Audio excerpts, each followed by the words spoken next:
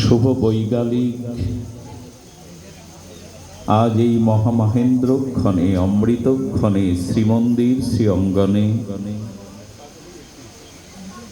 শ্রী ভগবানের অনন্ত মাধুর্য সৌন্দর্য, তার অপার্থিব চিন্ময় নাম রূপ লীলা কথা শ্রবণ অজ্ঞে প্রারম্ভে শুভারম্ভে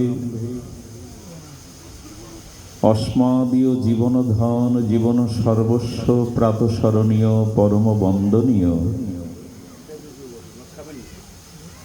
সদ্গুরু শ্রী ভগবান শ্রী শিল গুরু মহারাজের রাতুল আতুল পাবন পদার বিন্দে পরার্ধ কোটি দণ্ডবত প্রণতি। শুভাগমনে যার স্নিগ্ধ মাঙ্গলিক উপস্থিতিতে এই ভাগবত পরিমণ্ডল ধন্যাতি ধন্য। তিনি পরম আচার্য শ্রীপাদ দন্যের মূর্তি, আমাদের সকলের বন্দনীয় চরণ গোস্বামী পাদের বন্দনাপূর্বক চরণ কমলে সহস্র বারংবার দণ্ডবত প্রণতি। সমাগত দুরাগত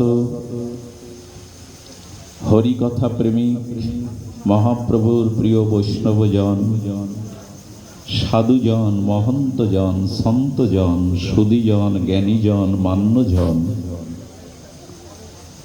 শ্রদ্ধাশীলা, ধর্মশীলা, ধর্মমূর্তি, দেবীমূর্তি, কল্যাণিয়া মাতৃগণ, এই জীবাধমের পক্ষ হতে সকল ভক্তচরণে ভক্তচরণ কমলে বারংবার ভো ভো বন্দনাপূর্বক দণ্ডবত প্রণতি।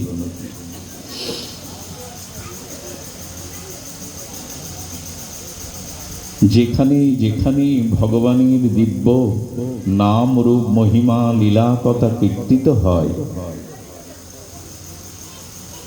শ্রীমদ ভক্তিযোগ্য ভাগবতীয় কথা সুধাযোগ্য,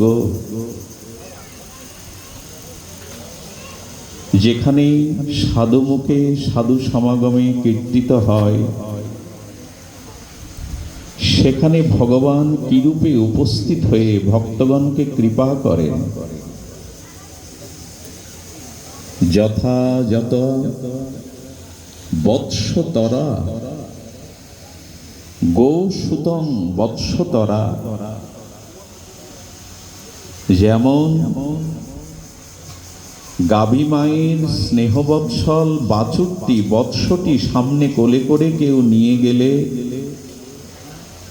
আর গাভী মা বৎসের স্নেহ বৎসলতায় সেই বাছুরের পেছনে ছুটে যায়, যেখানে যেখানে যত্র যত্র সাধু সমাগমে ভগবানের নাম রূপ লীলা কথা কীর্তন হন, সেখানে ওই গো বৎসের পিছনে গাভী মা যেমন ব্যাকুল হয়ে ছুটে যায়, রাধা মাধব ভক্তের মুখে হরিকথা শোনার জন্য সেখানে ছুটে যান।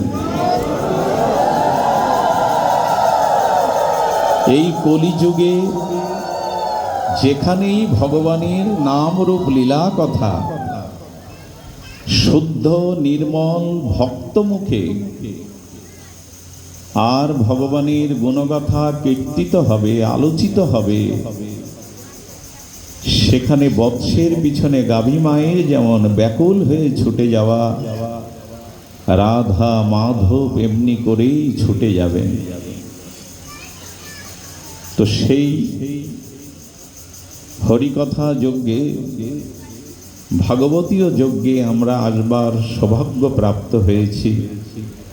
এটি বহু জন্ম জন্মান্তরের পূর্ণকৃত রাশি সঞ্চিত, সে কারণে নয়।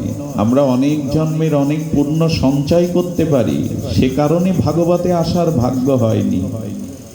সেই পূর্ণকৃত রাশি যার আছে, শুধু সেই সৌভাগ্যেই সাধুসঙ্গ হরিকথা হয় না, হয় শ্রী ভগবানের বিশেষ কৃপা কারো উপরে বর্ষিত হলে তবেই তিনি সাধুসঙ্গে হরিকথা শ্রবণ করেন। এই ভগবানের বিশেষ অপর কৃপার দান। ভাগবত এই জন্য স্মরণ করতে হবে, স্মরণ করতে হবে, ভাগবত শ্রবণ অনুধ্যান করতে হবে এই জন্য রামায়ণ আমাদের বাঁচতে শেখায়, কি করে মর্যাদা কর্তব্য দিয়ে জগতে বেঁচে থাকতে হয়। এই দ্বন্দ্বময় সংসারে কি করে নিজের অস্তিত্বকে আর নিজের স্বধর্মকে রক্ষা করতে হয়, সেটি মহাভারত শেখায়। আর শ্রীমৎ অমল পুরাণ, সর্ববেদান্ত সার, পরমহংস সংহিতা, ভাগবত শেখান কি করে মরতে হয়। ভাগবত কি শিক্ষা দেন, কি করে সার্থক মৃত্যুকে গ্রহণ করা যায়। এই জন্য ভাগবতে এলে আমরা মৃত্যুকে যথাযথ রূপে, দেখুন সনাতন বৈদিক সভ্যতা এমন একটি আদর্শ, ঋষি অনুশাসিত, ঋষির ভজন সাধন উপলব্ধিকৃত আমাদের এই বৈদিক সনাতন যে আধ্যাত্মিক সম্ভার, এটা ব্যাপক বিপুল। এখানে মৃত্যুটা